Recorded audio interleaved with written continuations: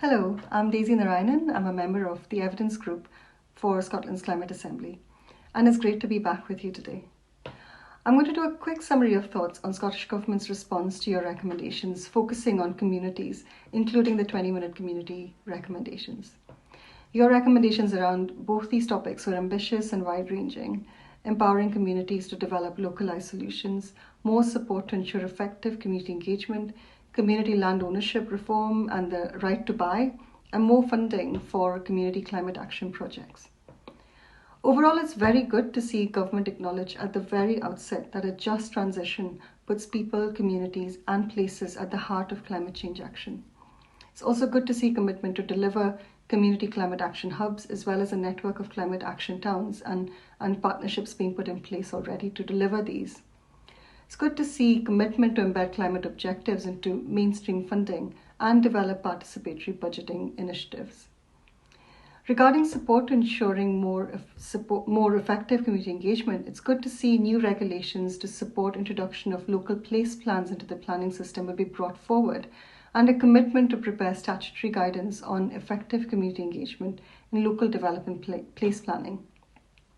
It's also very good to see support for 20-minute communities, especially support for all communities, urban and rural, to benefit from the principles of local living. It's good to see the focus on infrastructure, physical, mobile, remote, and digital. It's a bit disappointing to see partial support for free Wi-Fi, as we know from evidence that cost is a big barrier to getting online, and I hope necessary structural changes can be made, stronger collaboration between all agencies can be put in place to enable further work on this recommendation.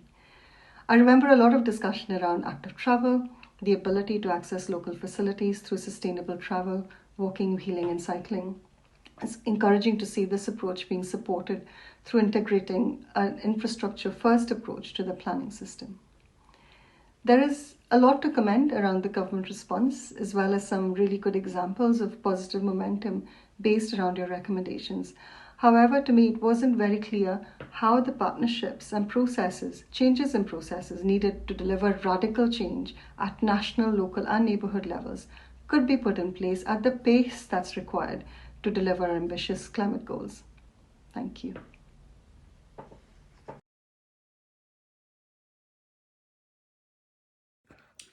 The Scottish Government has been particularly positive in its response to the Assembly's recommendation in the area of buildings.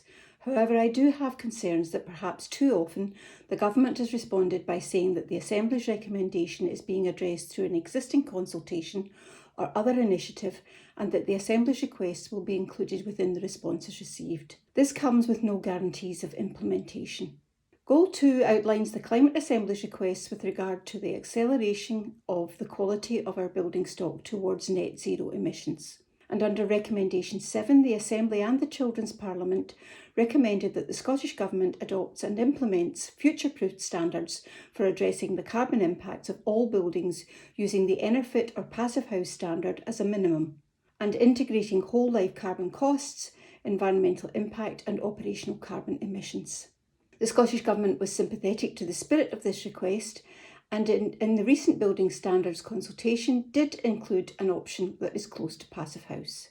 The Government is already committed to banning fossil fuels in heating in all new buildings from 2024, and while this will ensure zero direct emissions from a building's heating system, we will have to keep a close eye on unintended consequences as fuel costs will rise, and this could affect people who are already experiencing or who are at risk of fuel poverty. For existing buildings, the regulations are less clearly defined, but the Government has indicated that it intends to introduce a bill this Parliament to provide the powers to regulate for energy efficiency and zero emissions heat in all existing buildings, both domestic and non-domestic, from 2025.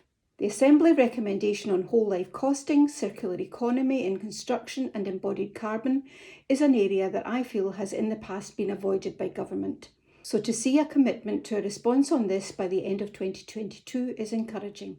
I would recommend that the Assembly keeps a close eye on the outcomes of the Building Standards consultation, the ongoing development of the Heat and Building Strategy, and the draft 4th National Planning Framework NPF4, which covers recommendations 8 and 10, that planning decisions should consider climate and environmental impact. The official government line on this has always been that climate-related aspects, habitats and wildlife should be considered in planning.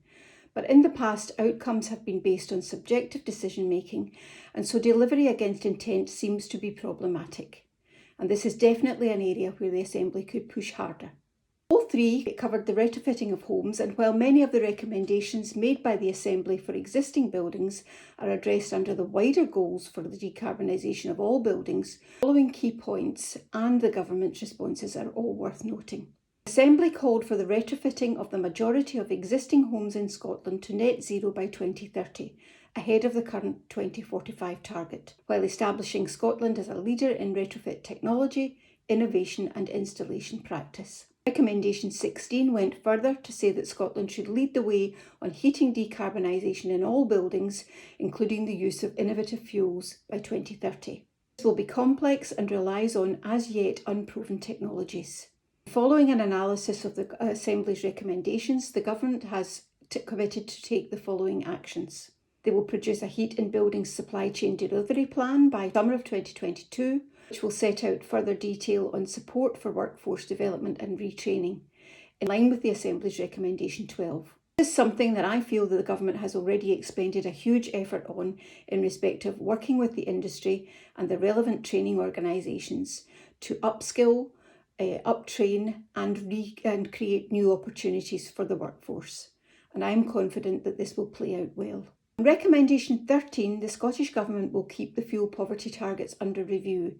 In 2025, will consider bringing target dates forward from 2040. I believe that this is fair, given that the Government will have to manage the impacts of changes to fuel tariffs and the decarbonisation of heat impacts, and the Assembly should again keep this under review. Recommendation 16, the Scottish Government agrees that exploration of alternative fuel sources for buildings is an important component of the path to decarbonised heat. Different approaches will be suited to different parts of Scotland. Not yet committed to bringing the target dates for net zero homes forward from 2045 for a number of reasons, including the immaturity of some of the technologies required and that some matters are reserved to Westminster. The Assembly should keep this area in its sights, urging the Government to put pressure on the UK Government on reserved areas. Recommendation 14, the Assembly called on the Scottish Government to develop a plan to retrofit all existing homes to net zero by 2030. The Scottish Government supported the Assembly's ambition but stopped short of this commitment.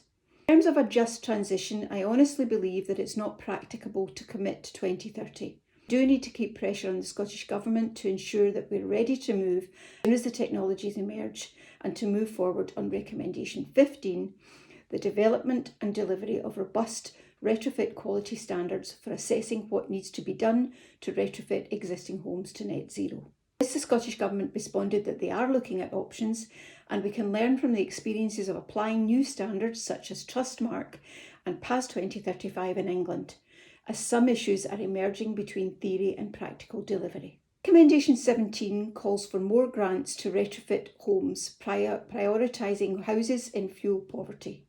This was echoed by the Children's Parliament. The Government is committed to spending £1.8 billion, and 10 times that amount will be needed to retrofit all homes. Existing programmes are not well enough advertised, not enough money available, and therein lies a huge problem. The Scottish Government openly states that private money is also required to meet the targets, such as the Energy Company Obligation Levy on the energy companies. This needs greater attention. The Scottish Government is committed to setting up a Green Heat Finance Task Force in 2022 to advise on ways in which the Scottish Government and the private sector can collaborate to scale up investment. Long overdue is the setting up of the Scottish Government's National Public Energy Agency to coordinate and oversee much of this work.